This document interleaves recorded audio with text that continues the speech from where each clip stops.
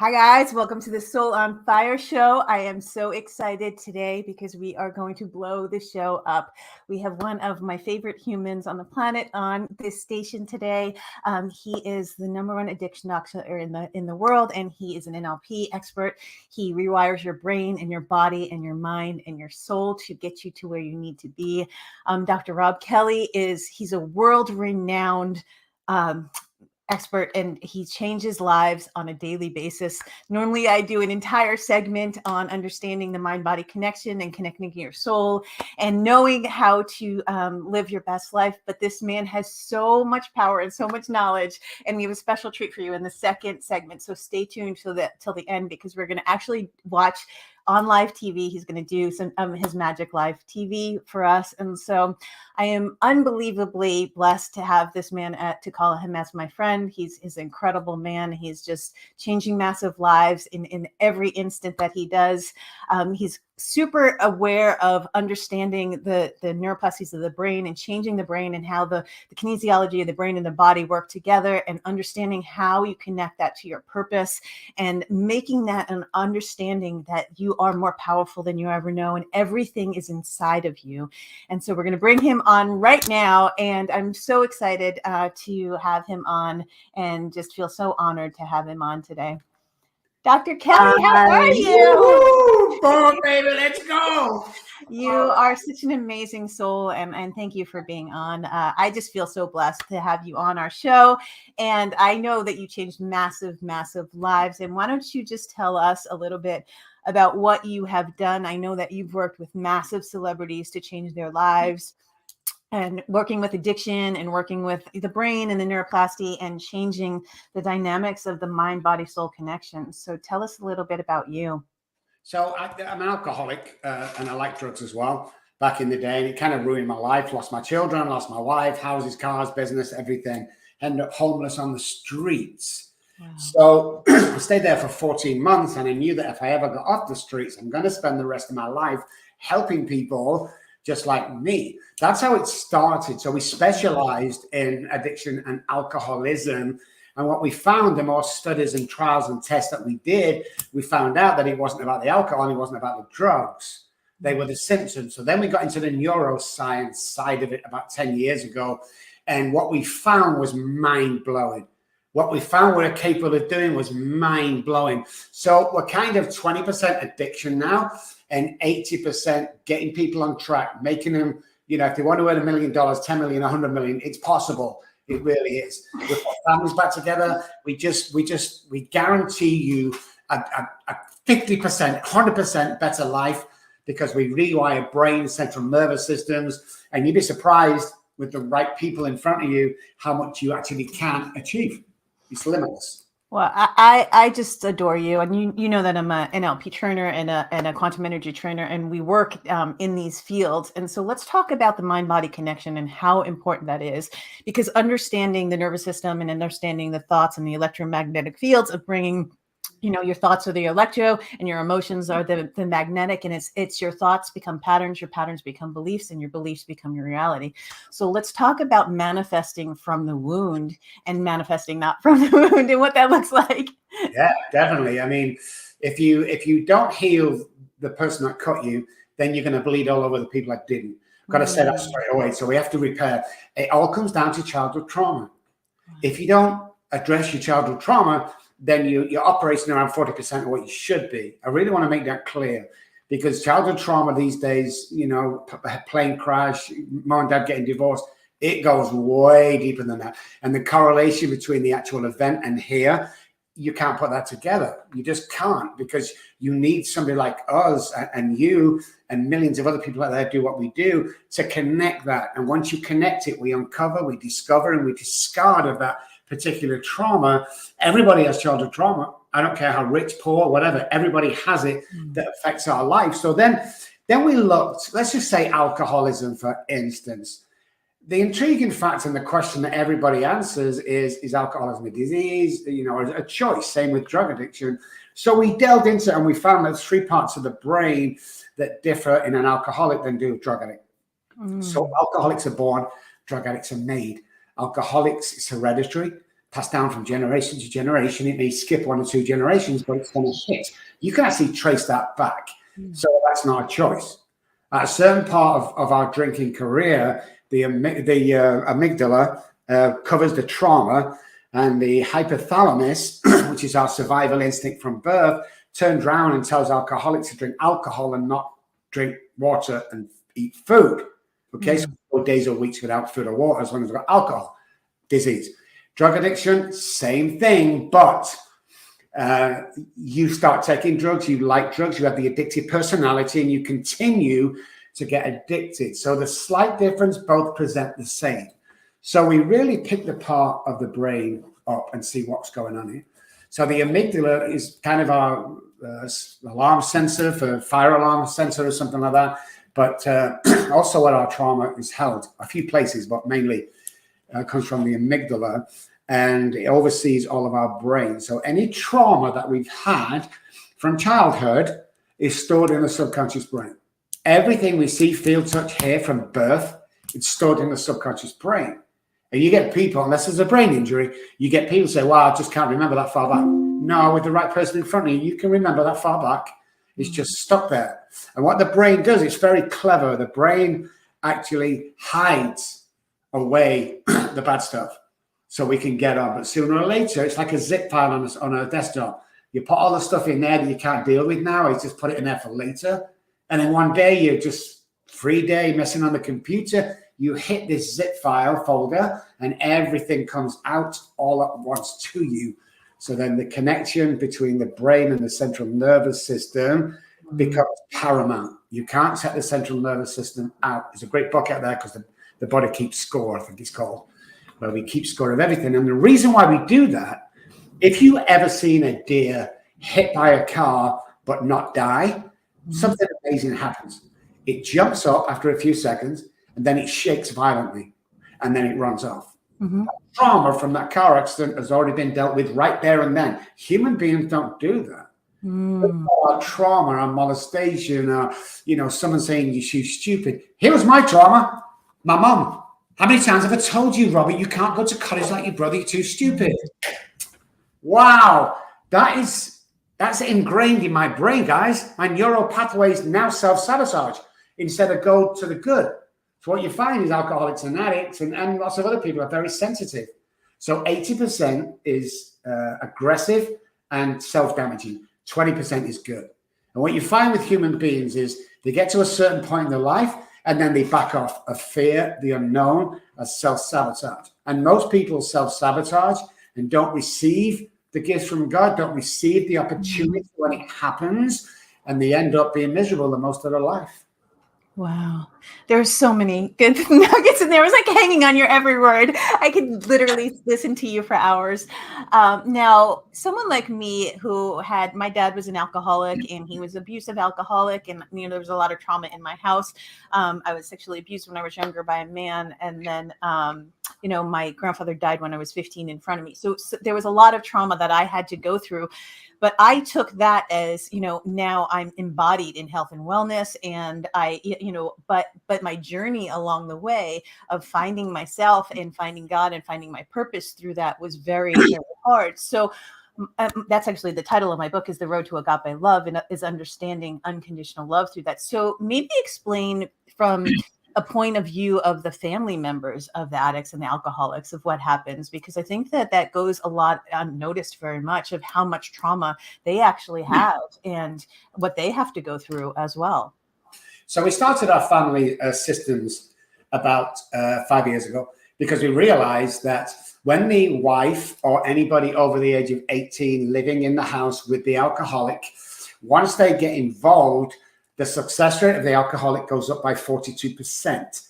So it's a family disease. So if we take, let's say, for instance, it's the guy who's the alcoholic and the wife goes, I don't want to come on board, we will not work with the guy. It's impossible. Because what happens, if you can imagine 2 houses and there's the alcoholic house, we pick him out of there and we do our virtual online telehealth program with him, and we're teaching him a different language, the language of recovery or success. And then we take him out of that house because we've taught him English, let's say, and the house is Japanese talking.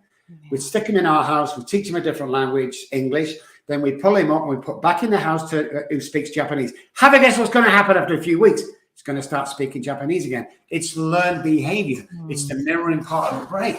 So what we see early on with family around us is the trauma there. Because enmeshment, which is what mums can pass on, can pass depression down to kids, especially daughters, and learn behavior from caregivers. You know, if I grow up in an alcoholic house or a dysfunctional house where I see dad hitting mom, especially when he's drunk, then that becomes the norm for me. Okay. So when I grow up and date girls, I'm going to continue that unless I sort my trauma out, because I think that's normal.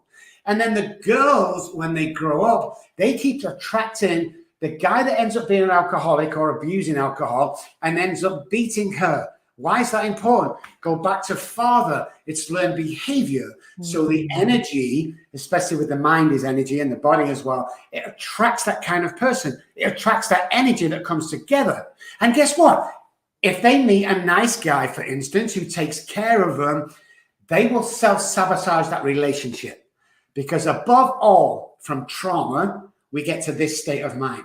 I'm going to drop you before you drop me, because I know you're going to drop me, so I'm not going to place myself in that position to be hurt.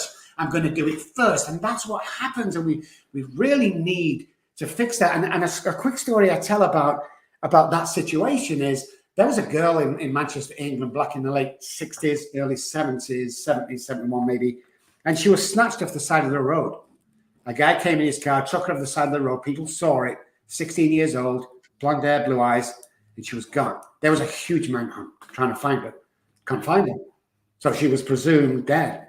9 months later, a police car was following another car down a country road, and he had a broken light at the back. So he pulled him over. And back in the old days, no computers. So the police go, hey, what's in the trunk? If you go a pair of boots, you know, a jacket and gloves, and they open it, it's your car. You know what's in the trunk. So they let him go. They opened this guy's and they found a stolen screwdriver. So now they're allowed to go back to the house and search the house for more stolen goods. And sure enough, lawnmowers, drills, spanners, they had all sorts in there. But on the way out, one of the police officers noticed a box in one of the rooms that was 4 foot high by 12 foot wide. So they said, you've got more stolen stuff in there. And he started to distance himself from that. He said, no, I don't know anything about it. I don't know. They smashed the lock off. They opened the top, and there was the girl that went missing 9 months before. Oh my God. She was beaten. She was battered, but she was alive. He used to take her out every day, abuse her, restroom, food, back in the box. For 9 months, he did that. So when the police officer, the woman police officer, went over and took this girl by the hand and helped her step out, she took her police coat off and she put it around the girl. What's the first thing she did, guys? She got back in the box. That's the only thing she knew. That's what we do with our lives. When everything is a little bit uncomfortable, we don't know what the future outcome is, we run back. Even though it's painful, even though the addiction, isolation, whatever it is, it's painful and we know it's going to be, we run back because that becomes our safety point. I love that so much. And so what would happen in a space where, you know, you and I work with this and get people to a healthy space, but working through the triggers, maybe talk about triggers and how to handle and manage triggers once you're triggered in that space, because that was my journey, was working through the nervous system and my neural net pathways and reprogramming my brain and my body, and understanding that when something triggers me, how I respond is 100% my responsibility. And taking the responsibility for my healing was, you know, that's spiritual maturity, is being accountable for your own healing, right? So I always say all the time, it wasn't our fault when we were abused, but it is our fault if we going forward, if we choose to live in victim, right? I've never heard anybody say that apart from me. That is so true. How can I be blamed? I was 5 years old, got molested. No, you are not to blame for that. I want to really specify that. But what you are to blame is carrying that shit for the next 40 years. Is kind of what you're blamed for. So when we look at the subconscious brain, where all that trauma is stored, the rape, the molestation, whatever it may be, we store it in the subconscious brain. They also create negative neural pathways, self-sabotaging, okay? So what happens is something triggers, or we call it brain recall. So it recalls because you've seen something, because what we see is how we feel if you watch a sad movie, you're going to be sad kind of thing. So it goes to the back of the brain and it triggers off a reaction to the prefrontal cortex. Now, the prefrontal cortex is our decision maker. The prefrontal cortex had a few jobs, but the main job it has is coming up with a solution to my problem as quick as humanly possible. And it does a great job. It does an amazing job. The only problem being is it doesn't have to be the right or correct answer. So what we do is we go straight in the subconscious brain and we bring straight up that triggers us off because we've seen something in peripheral or whatever it may be. So there's kind of no defense about that unless we start changing the way we think, changing our responses, changing the neural pathways from self-sabotage to good, healthy neural pathways. And the quickest way to do that, while you're obviously seeing an amazing therapist or amazing doctor, is those are some guns you got there, by the way. My God, am I 61? Are you kidding me? Woo! Anyway, you're literally like the size of my legs. The easiest way to do that, guys, is follow these simple rules. So it's about behavior. So subconscious storing reflects on the central nervous system, reflects on the behavior. So how do we start to change that? Here's how we go. So get up in the morning tomorrow, stand in front of the mirror and say to yourself out loud, looking yourself in the mirror, I love you 10 times. No other affirmations. I love you. Oh, let's store that subconscious brain. The more good stuff, the more bad stuff, it'll come out through therapy. And then what happens is if you brush your teeth with your right hand, start brushing from your left hand tomorrow. If you go out the exact same way to work, change that for a week, go a different direction. And what happens is you're creating new neural pathways to lead to different behavior. And if you're addressing the trauma that's there, you don't, when the prefrontal cortex goes, quick, you will get a good neural pathway set out than a bad. Now, from our tests and trials, and we've worked with everything from the highest government to the most famous people, SAS, all them guys. What happens is, we tested it.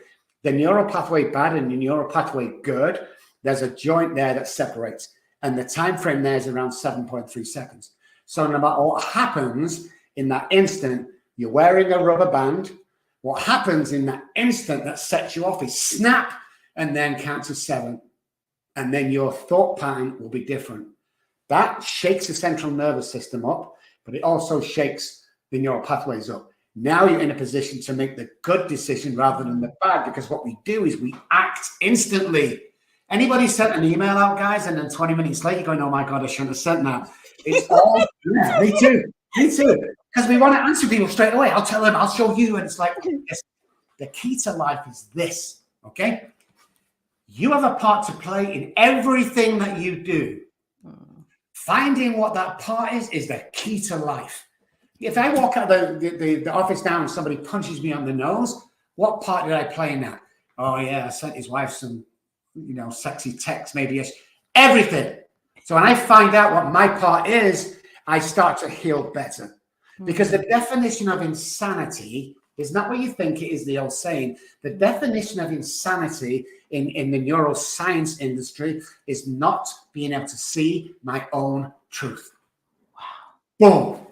Oh, that's a mic drop right there. I love that. And so we're going to take a quick commercial break, guys, but stay tuned because Dr. Robb is going to do some of his magic on me live on TV. And we're going to talk about authenticity and how the vibration of authenticity will get you to everything you need in your life. Stay tuned, guys. We will be right back and more of Dr. Robb. You want to see all of this, I promise you.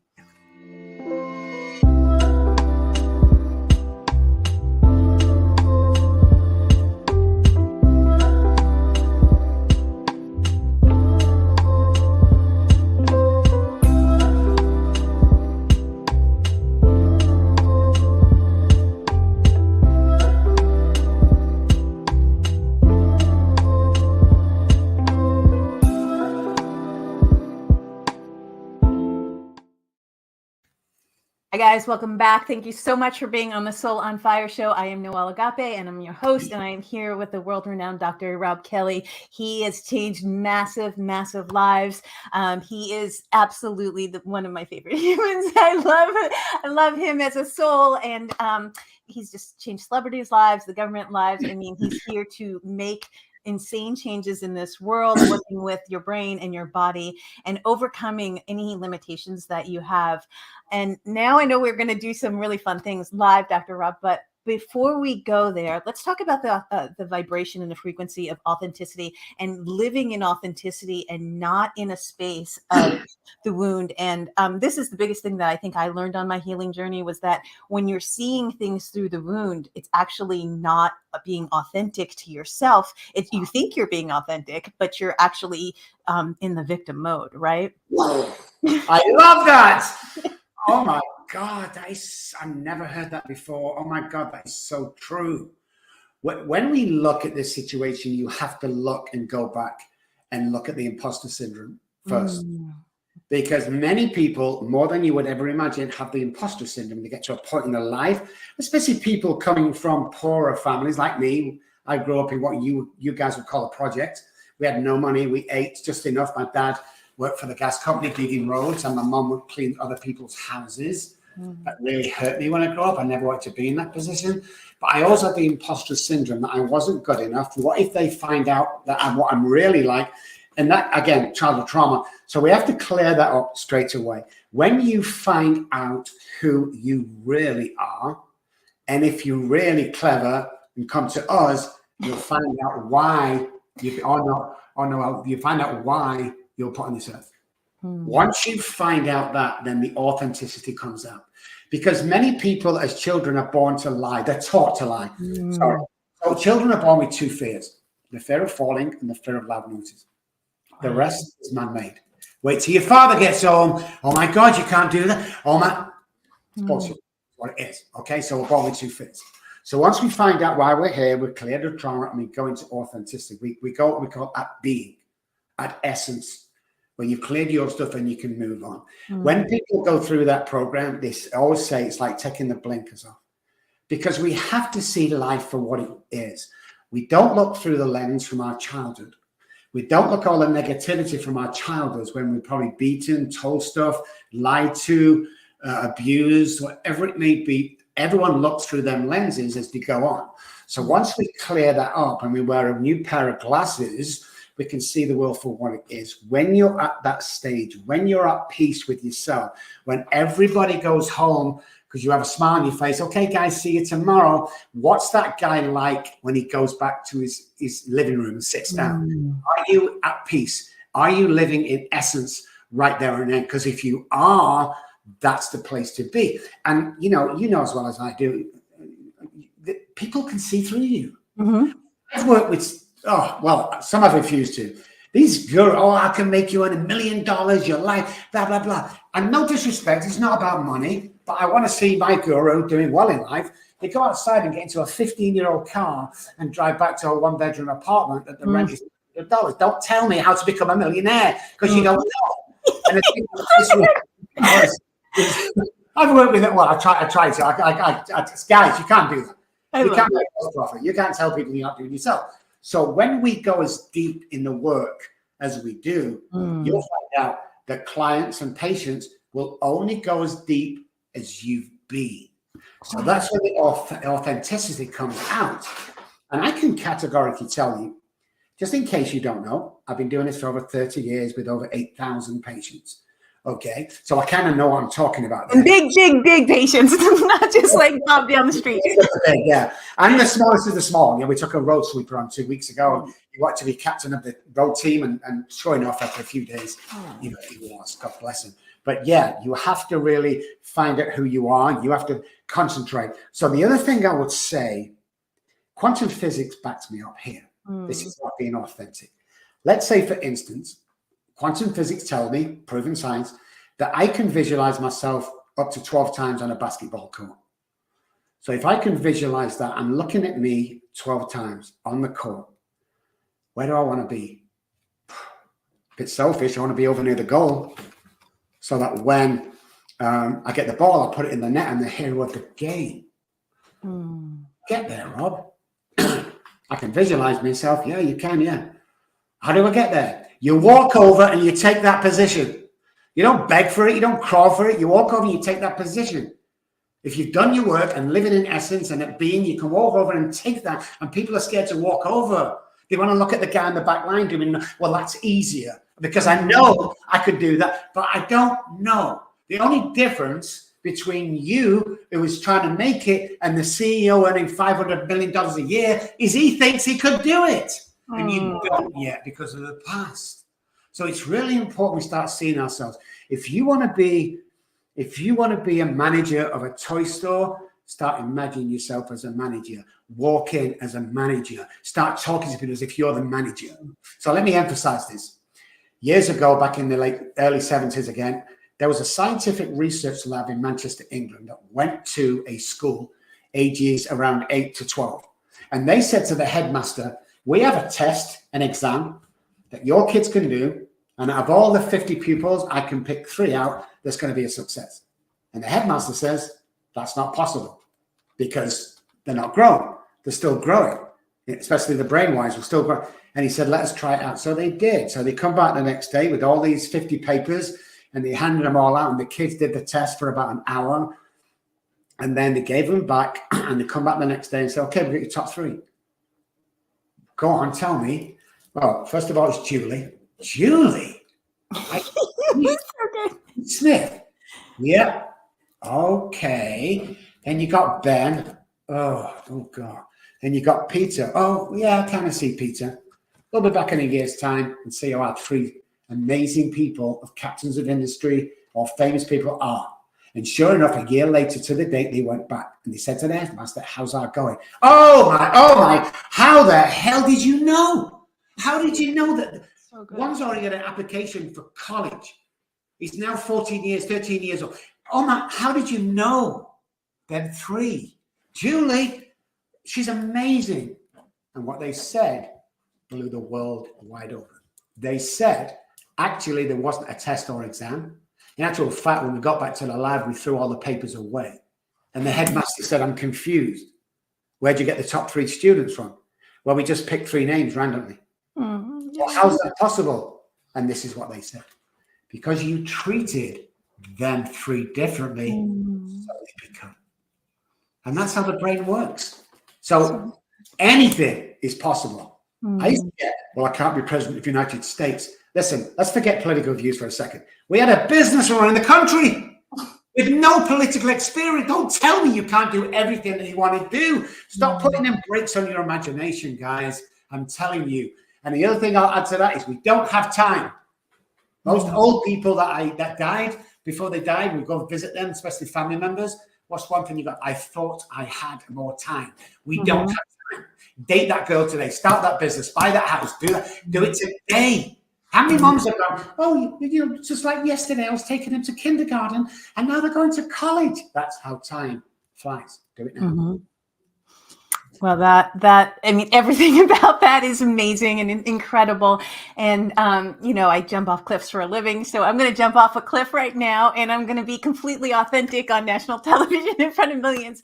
And I'm going to let you do your magic on me in front of everybody. I'm just going to kind of sit here and follow your lead because I don't know what you do and how you do it. I've never worked with you, but I just want the audience to see how magical you are. And so, so I'm just going to let you take the lead from here on out. How long have we got? 5 minutes? 10 minutes for this? Sure. We've got about 10 minutes before commercial again. So okay, great. Okay, so we all have stuff we carry. We all have stuff like I don't know, aches and pains maybe, or negative thought patterns, or you know, central nervous system, either overactive or underactive. So what we tell the patients to do is first of all close their eyes. And now we're going to do, this is called somatic experience, just one of the tools. And now I want you to relax. We're going to relax the head. Any of that negative energy is going to draw down to the cheeks, to the neck, through the biceps, forearms, hands, fingers, release. Now, it's really important you follow this, guys, at home. The negative energy, the aches and pains, we're going to give it a color. That color is black. I want you to feel the blackness drain from your chest into your stomach.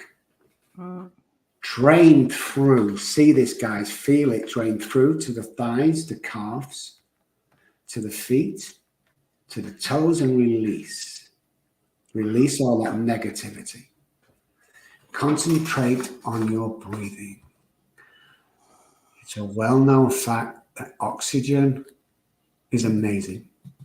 We only breathe 25% of our lung capacity. I'll talk to that shortly. Now, I want you to imagine yourself on a playing field. You're barefooted. Your feet are on the grass. It's a sunny day, and there's a slight breeze on the face. Concentrate on your breathing. I want you to notice in the distance there's a big oak tree. I want you to start walking towards that oak tree.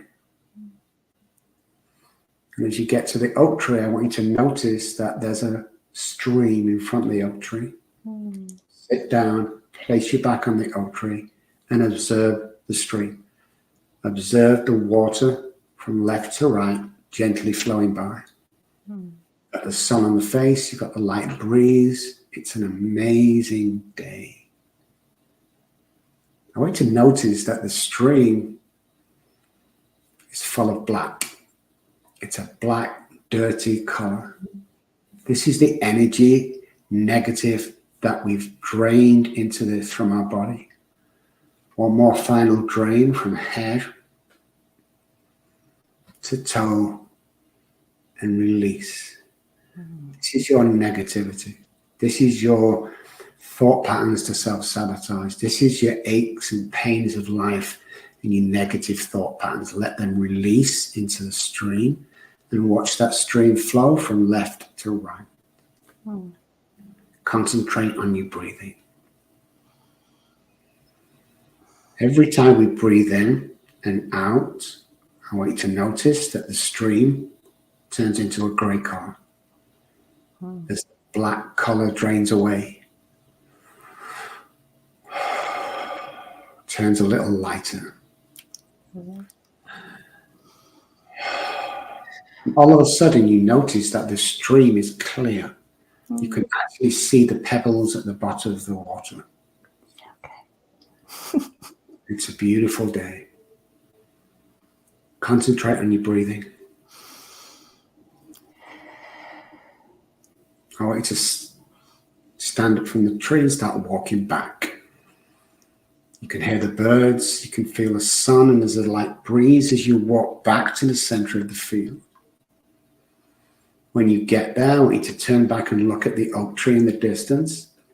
I want you to notice a small fist-sized ball in your chest that's bright gold. It's shining like you're crazy. Okay.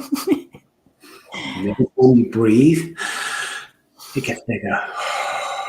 And every time you breathe, it gets bigger till it's filling the whole of the chest. And all of a sudden, it fills right across the body as you become powerful.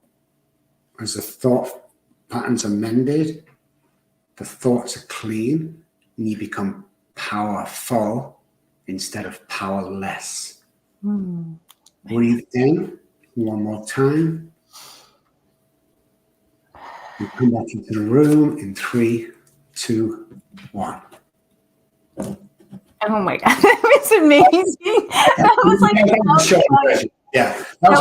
out-of-body experience. Yeah, really is. And you can manipulate and go back there. Instead of getting back in the box, you go back to that tree every day. That was a much shorter version. But you see, you can get other people to think what they don't want to think. It's that easy. You know, let's say, for instance, Noelle, whatever you do, don't think of an elephant. Too late.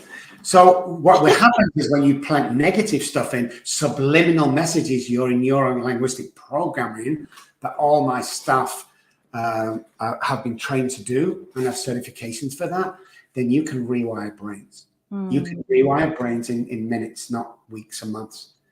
You know, you have to look at the way the brain works, because you can manipulate anything you want to do. Now, you could use it for bad stuff, but we're using it for good stuff. So when somebody comes to us and said, look, I want to be this, but I'm nowhere near, I want to be an author, but I don't.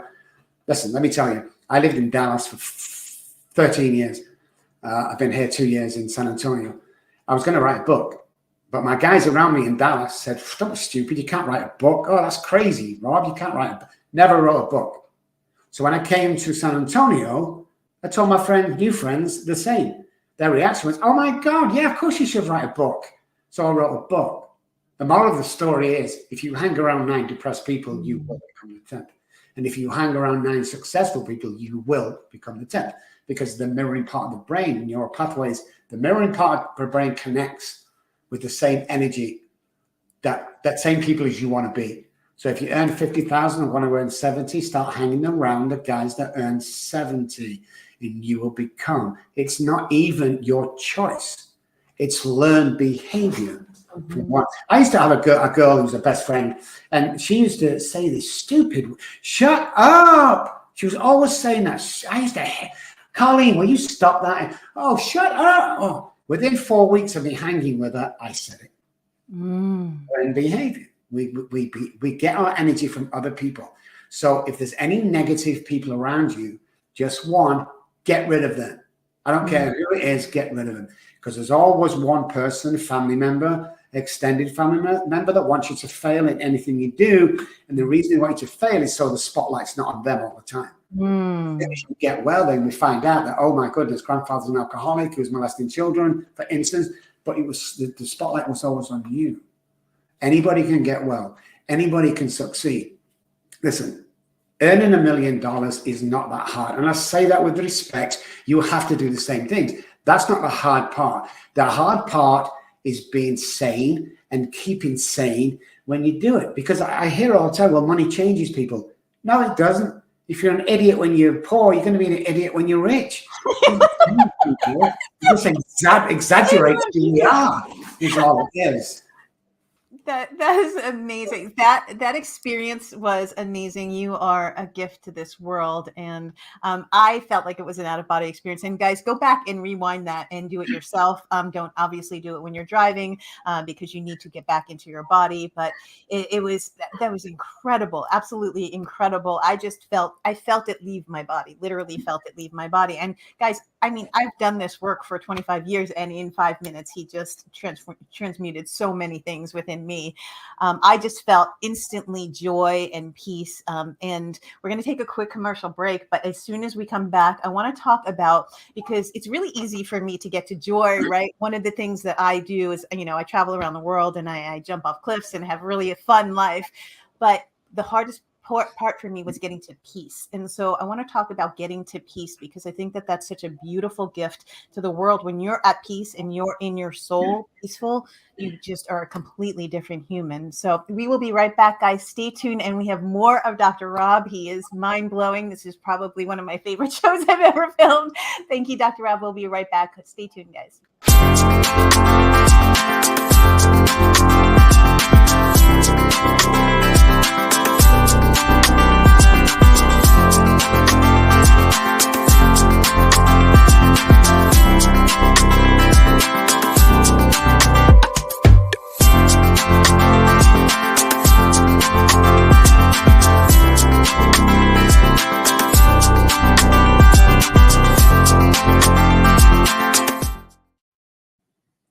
Hi, guys. Welcome back. Thank you for being on the Soul on Fire show. This is an amazing show. We're talking neuroscience and about the nervous system and doing somatic work here live right on national television with Dr. Robb Kelly, world-renowned doctor who's changed massive lives. Dr. Robb, if I could ask you one question about the stream across everything that you have done for the last 30 years, finding peace for me on my journey was such a beautiful gift. But how do you incorporate, like, you know, I'm a very joyful person. You're a very joyful person. But getting to peace on a normal basis where you're in a homeostasis in your body and your mind, I think that that's one of the most important things. Can you talk a little bit about that, please? Yeah, well, being at peace starts here, guys, and it starts with 4 chemicals. We need 4 chemicals every day to be at peace and to be happy. The 4 chemicals are the endorphins. Get to the gym, do a 20-minute walk the dog, done deal for that day. The dopamine is our reward system. Compliment people, be nice to people. But you must remember that dopamine starts in the gut. It's created in the gut. So make sure you're eating properly for this to happen. You got the serotonin, social belonging. COVID killed all of this. That's why there were so many depressed people after plenty of sunlight. And then the oxytocin, which is our cuddling hormone. My favorite. Exactly. Once that's flowing in your brain, then you take a few steps. And the few steps is look at the people around you first. We can't change the people around us, but we can change the people around us. And it's very important. Again, learn behavior, part of the brain. If we hang with 9 depressed people, I'll become the 10th. So you need to make sure that your circle is around you and are doing the right things with authenticity, honesty, and you're moving forward. If you have more than 7 people in your circle, it's not going to work. One of them is jealous. So you need to get a close group of people around you. And then remind yourself why you are here. Remind yourself that there is a higher power. Now higher power, I'm not talking about God necessarily, supreme being, the universe, Uncle Jimmy. I don't care who it is. Pop down the street. Yeah. When we get that connection and our thought patterns change, our DNA changes. Once our DNA is changed, we start to be at peace. We connect with us. So the pH balance is very important. Most people get a pH balance. We'll go out and potential hydration is what it stands for. We'll go out and drink a lot of water with pH. That's not how we get it, guys. That's the biggest marketing lie in the world. You know, this is from Gary Brecker, a good friend of mine. I love Gary and Sage. They're my favorite. Yeah. Go out in the soil, go out in the field, go out walking, go out in the sand, connect with feet and the earth. You'll be amazed how different you feel. Take more long walks with either yourself or a partner or a couple of friends and enjoy what's around you, because we don't do that. It wasn't until I got sober that I realized that the birds sing and I could hear them during the day. I didn't realize how green the grass was. You see, we take things for granted. We become complacent and we don't recognize the things around us. And it's really important. Stop chasing the money, okay, and the destiny. Stop concentrating on the journey. What can I do today to make somebody's life better? So about a week ago, I'm sat in my office and I'm thinking, how can I extend this to people? So I put across my platforms, who wants a 10, 15-minute virtual coffee with me? And 200 or 300 have replied. You know, I'm like, okay, I'm going to get them in the next 6 months. So I'll sit down. That's being at peace. When you can talk one-to-one with somebody that has your best interest at heart and vice versa, we find peace. You know, spend some alone time. You have to be comfortable in your own skin when you're alone. Now, you can look back at past comedians who commit suicide. The face we show outside the door is not the face we have indoors. We put the mask on. You ask anybody, how you doing? Oh, good. They've just been through a massive divorce and God forbid, a daughter's died. But they'll say, oh, I'm doing good. It's a natural response. Part of it is just giving the answer you want to hear. And secondly, it's guarding myself against getting into too much secrets and not telling you. You know, call a friend up, call a doctor up, you know, or therapist and saying, hey, how are you doing today? Dopamine flooding my brain, and they go, "Oh my God, nobody asked me that." You don't know, you know. We used to be in Dallas, like I said, and one day this patient comes in suicidal. We're just about to call the police.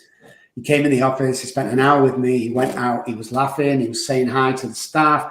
One older nurse and one younger nurse just started with us, and the younger nurse said, "Oh my God, did you see what Dr. Kelly just did? He's absolutely amazing. He's mind-blowing." And the other nurse said, "Yeah, I know. Have you told him that?" Oh no. I mean, he already knows. Nobody knows. But you're amazing. Okay, so tell You're somebody. amazing. You're amazing, and I just I've never met anyone like you that is so gregarious and so intellectual at the same time. It's such a beautiful gift that you bring to this world. Really, really amazing, and your knowledge. I'm like hanging on your every word. I thank you for being on the show. So let's talk about spiritual bypass, because I know that you said that that's a huge thing in our community, right? People often say, "Oh, I'm fine," and they're on social media and they have this life. And in our orb, we have a lot of people that do this, right? Very many people in our orb that do this. That we're speakers, we're public figures, and they're not okay, right? And so I call that spiritual bypass.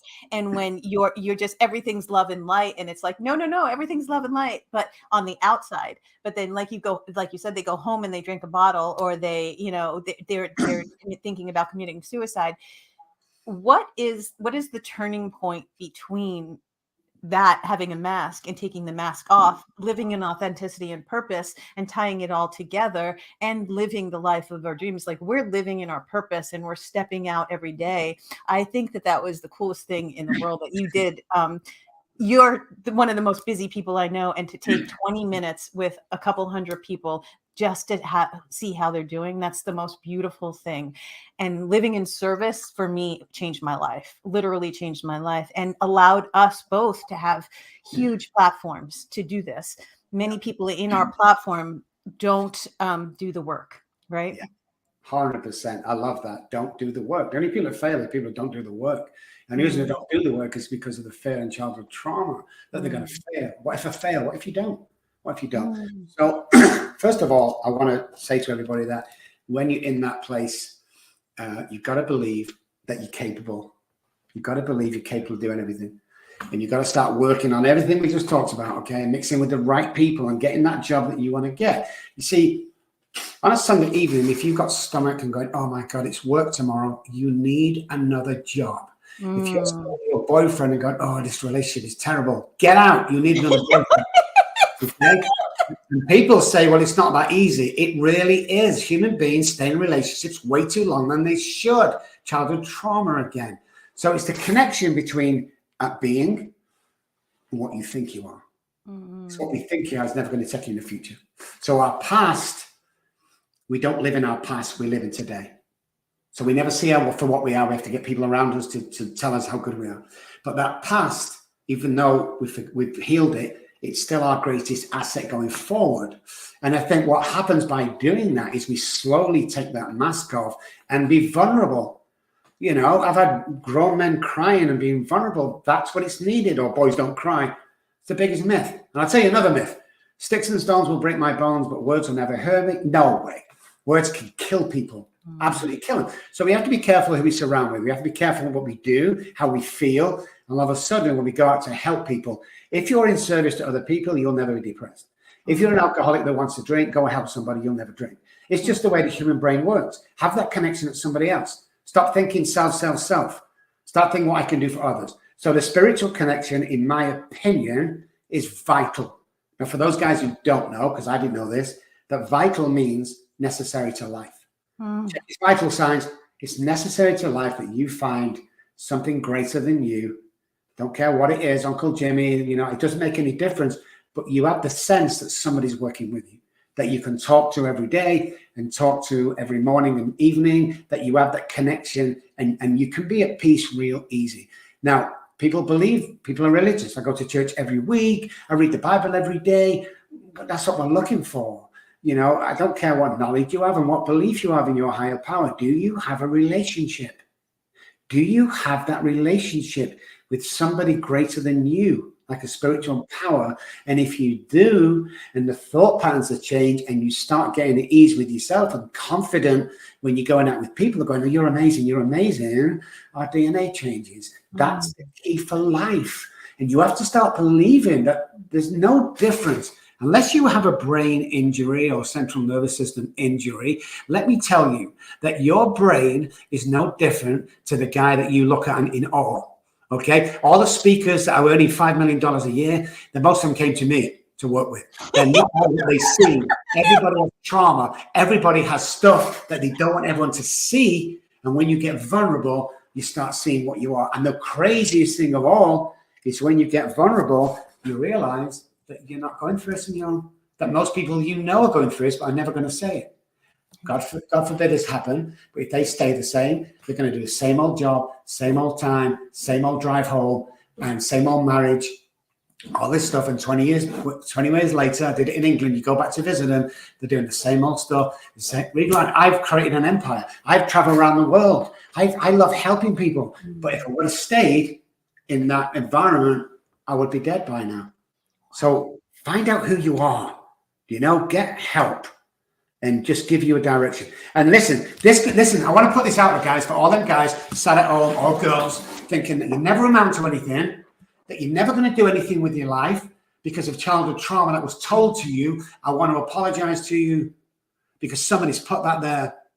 We're born with $1 million minds. Why the hell are you hanging around 10-cent minds? All have million. Remember when I don't know you guys, remember when we were kids? You throw a ball or kick a ball in England. Hey, Jimmy, what do you want to be? I want to be a pilot. What about you, Johnny? Oh, I want to be a footballer. Do you know what happened to them dreams? I'll tell you. They got kicked out of us by our family and friends. That's all. And our dreams become impossible. So we put 1,000 fleas in a jar, okay? Experiment. We punched holes. We left them for 3 days.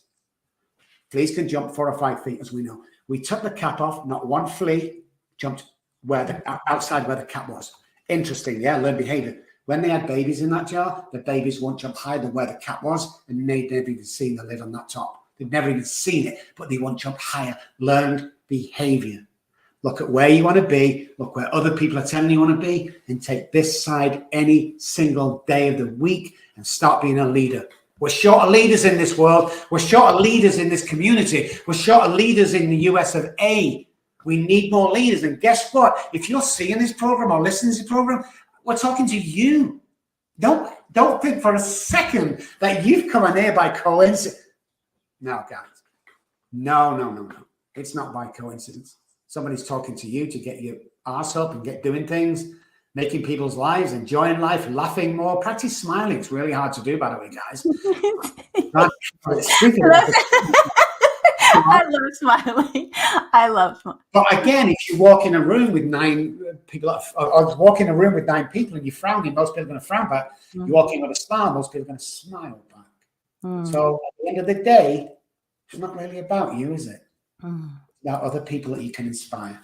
So good. I love that so much. And we have a couple minutes left, but I wanted, this is a really big topic right now, and I want your opinion on this is trauma bonding and the difference between actually connecting with someone, because you talked so much about relationships and connecting, and not even just intimate relationships, but trauma bonding, like attracts like. And so how have you helped people through trauma bonding and moved them into successful relationships, whether it's intimate relationships in marriage and or just in their inner circle? But tell us some things that you have done in your past. I know that it's endless, but like what specifically would you do with somebody that you were working with to transmute their lives?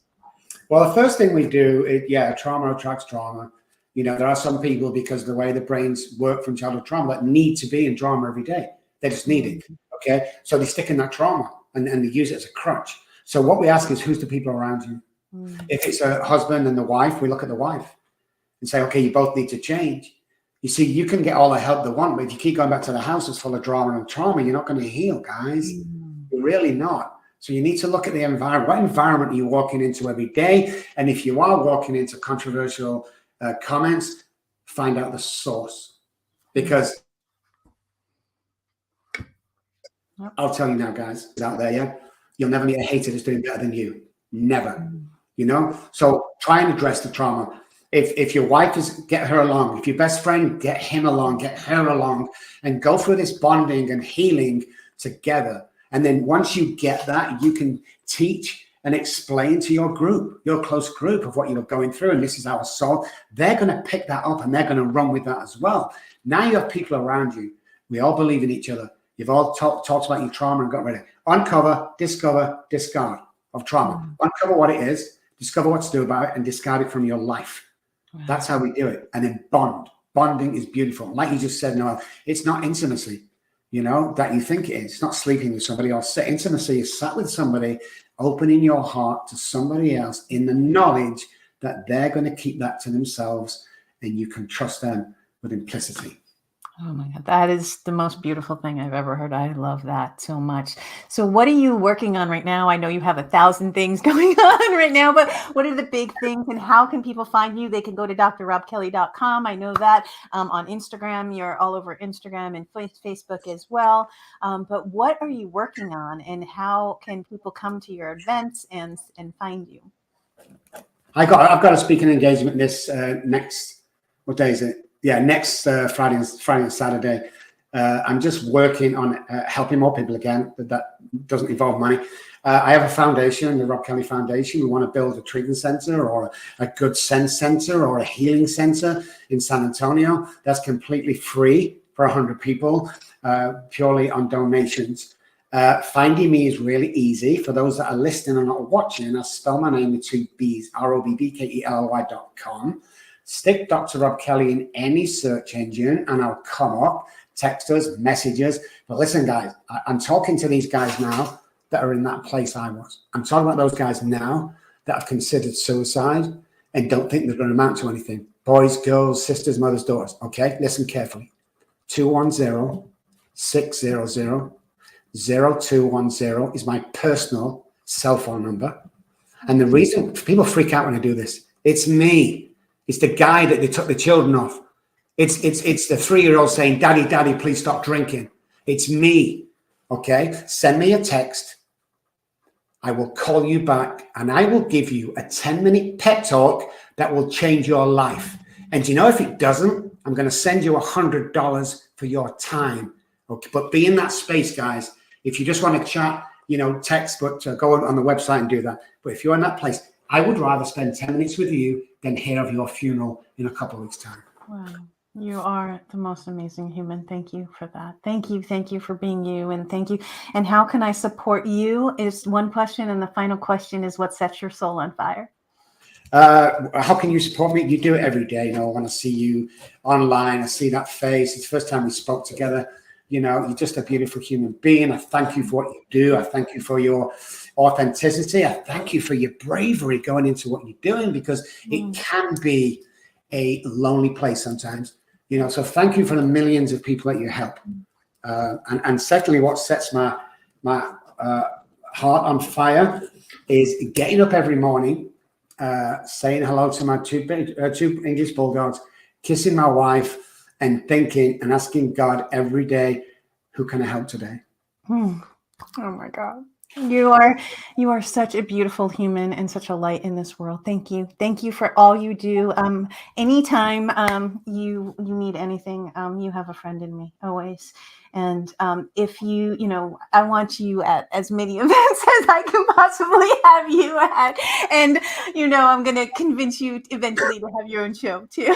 So, yes.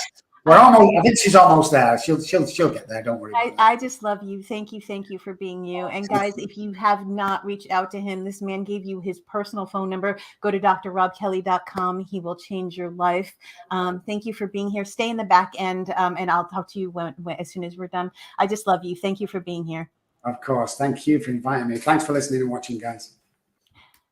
Oh my gosh, what an amazing, amazing show. I think that was one of my favorite shows ever. I can listen to Dr. Robb all day, every day. Guys, if you don't know that everything is inside of you and you have the power within you to change your life, to change your world, to change your family, I promise you, myself and Dr. Robb Kelly are living proof that you can change your life and who you are, and you can make a massive impact in this world. You're more powerful than you know, and everything is inside of you. I promise you guys, do the work, find your soul, find your purpose, and the world needs you more than ever. I love you, and I will see you in the next video.